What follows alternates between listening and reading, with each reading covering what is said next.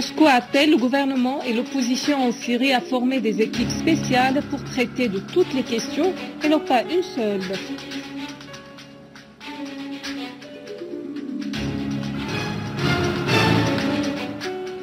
Deux citoyens blessés dans la chute d'un obus de mortier sur un quartier résidentiel à Damas et les forces de l'armée avancent à Der Zor et Homs.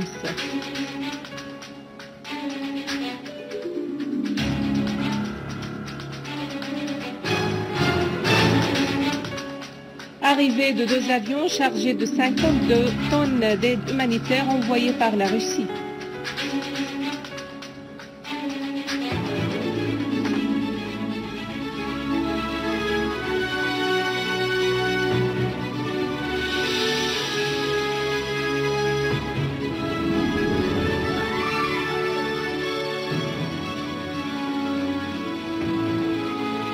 Mesdames et messieurs, bon après-midi et merci d'être avec nous. Le ministre russe des Affaires étrangères, Sergei Lavrov, a indiqué que son pays appelle les États-Unis et les autres pays ayant une influence sur la situation en Syrie à établir des contacts avec toutes les parties politiques dans ce pays, à l'exception des terroristes. Lors d'une séance d'entretien tenue aujourd'hui à Moscou avec la délégation de la coalition surnommée Opposition, Lavrov a précisé que cette rencontre est utile pour identifier les positions à l'égard de la relance du processus de Genève ultérieurement. Le chef de la diplomatie russe avait réaffirmé lors de la conférence de sécurité à Munich l'importance de l'unification des efforts internationaux pour résoudre la crise en Syrie.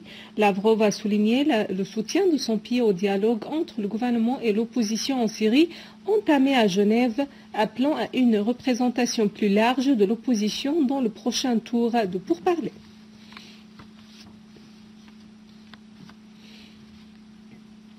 La Russie a affirmé avoir proposé au gouvernement syrien et à l'opposition la formation d'équipes spéciales pour traiter des sujets principaux dans le cadre des pourparlers de Genève.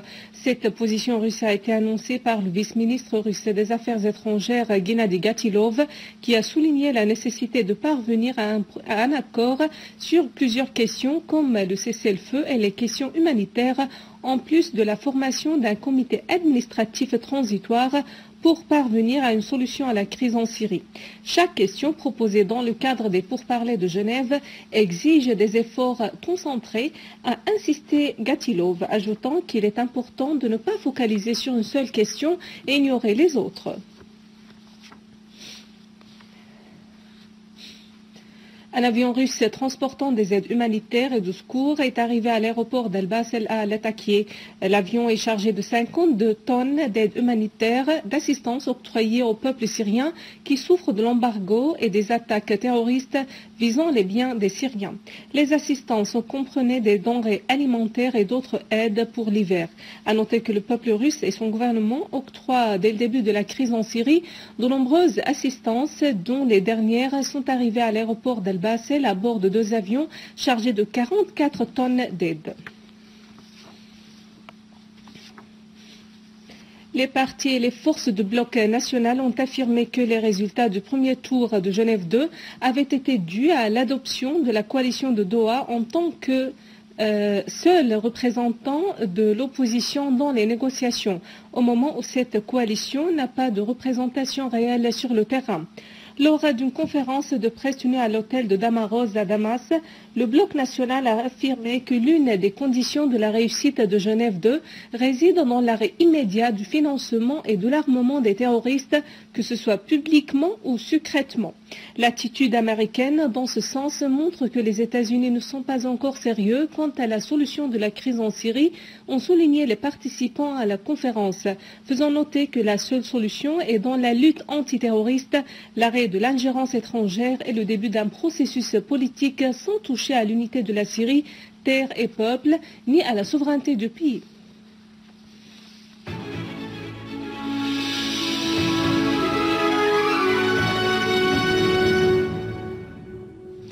2 citoyens ont été blessés dans la chute d'un obus de mortier aujourd'hui sur le quartier résidentiel d'Al-Amara à Damas.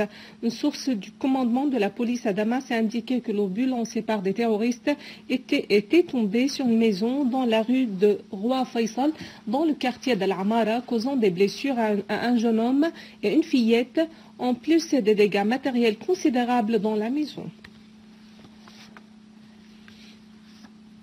À Alep, des unités de l'armée arabe syrienne ont détruit dans plusieurs quartiers et localités des véhicules chargés des armes et munitions, ainsi que des repères où retrancher les terroristes armés en leur infligeant de lourdes pertes. Une source militaire a indiqué à Sanaa que des unités de l'armée arabe syrienne ont éliminé à Alep de nombreux terroristes, détruisant leurs armes dans les quartiers de Qadi, Askar, Kerm Meysar et Kerm el-Jazmati. La même source a ajouté que l'armée arabe syrienne a liquidé à Alep des dizaines de terroristes dans plusieurs zones et quartiers, dont la périphérie de la prison centrale d'Alep et la cité industrielle. Toujours à Alep, un enfant et une femme sont tombés en martyrs à la suite de la chute d'un obus de mortier lancé par des terroristes dans le quartier d'Al-Midan. À Deir ez-Zor, des unités de l'armée arabe syrienne ont détruit aujourd'hui 5 voitures chargées d'armes et de munitions, en plus d'un tunnel utilisé par les terroristes pour le déplacement. Une unité de l'armée a détruit un véhicule doté de mitrailleuses antiaériennes dans le quartier de Sinaa, tout en éliminant nombre de terroristes. 4 autres terroristes ont été tués près de l'ancien garage de Pullman, alors que 4 voitures transportant des terroristes ont été détruites près de la place de Hassan Aboud, en plus d'un tunnel de 29 mètres de longueur. Les terroristes faisaient usage de ce tunnel situé dans le quartier d'Al-Jbeileh pour se déplacer et pour stocker les armes et les munitions. Des accrochages ont en outre éclaté entre les unités de l'armée arabe syrienne et des groupes terroristes armés dans le quartier d'Al-Matar. Les accrochages se sont soldés par la mort de plusieurs terroristes. À Homs, l'armée arabe syrienne a éliminé un groupe de terroristes qui tentait de s'infiltrer depuis le quartier d'Al-Warche vers la rue d'Al-Wadi, située dans le quartier de Bab Sba, détruisant complètement leurs armes et munitions. Toujours à Homs, l'armée arabe syrienne a liquidé un grand nombre de terroristes au quartier d'Al-Qarabis, ainsi que dans les localités de Dar el-Kabira et d'Al-Khalidiya dans la banlieue de Homs. Et à Jouret el-Shayyah, de nombreux terroristes se sont rendus et remis leurs armes à l'une des unités de l'armée arabe syrienne. Dans le dossier irakien, 2 attentats terroristes ont eu lieu à la périphérie de Bagdad, faisant 4 morts et 18 blessés. La première explosion est due à une voiture piégée qui a eu pour cible le quartier d'Ashurta, au sud-ouest de Bagdad, faisant 3 morts et blessant 5 autres. La deuxième explosion est due à un engin placé au bord de la route de Taji, au nord de Bagdad, visant une patrouille de police. L'explosion a fait 1 mort et 3 blessés.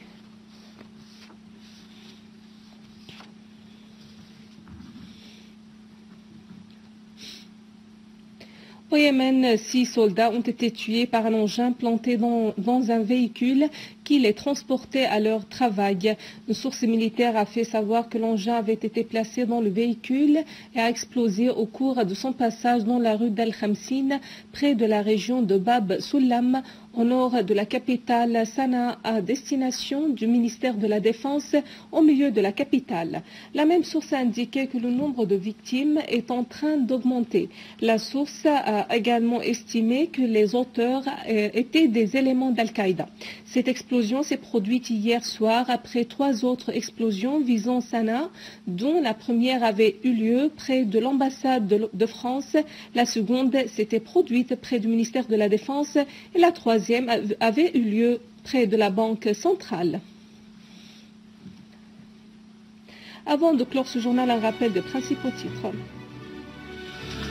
Moscou appelle le gouvernement et l'opposition en Syrie à former des équipes spéciales pour traiter de toutes les questions et non pas une seule.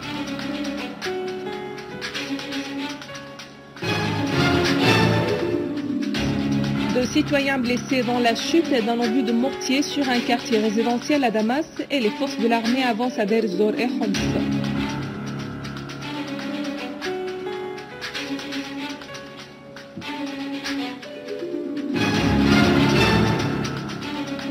Arrivée de 2 avions chargés de 52 tonnes d'aide humanitaire envoyées par la Russie.